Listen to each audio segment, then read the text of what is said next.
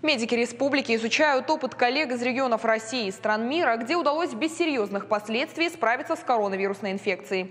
По словам министра здравоохранения, анализ показывает эффективность самоизоляции, а также большую роль сыграло оснащение лечебных учреждений современным оборудованием. В Северной Осетии из резервного фонда правительства Российской Федерации выделили средства на приобретение 67 аппаратов искусственной вентиляции легких. Я хочу выразить слова благодарности тем частным медицинским организациям, которые предоставили свое оборудование в виде ИВЛ и наркозно-дыхательного оборудования, которое передано в Республиканскую клиническую больницу. Для того, чтобы мы полностью были оснащены на тот случай, если будет какое-то массовое поступление, либо какие-то пациенты, которые нуждаются в поддержке искусственной вентиляции легких.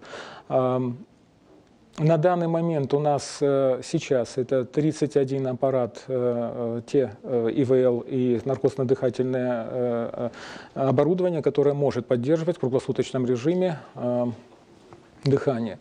В ближайшие 2 недели еще у нас поступит, мы закупили 9 ИВЛов. Это из средств правительства Российской Федерации, которые были выделены для субъекта и, в сущности, для всех субъектов Российской Федерации. И сегодня мы подписываем соглашение.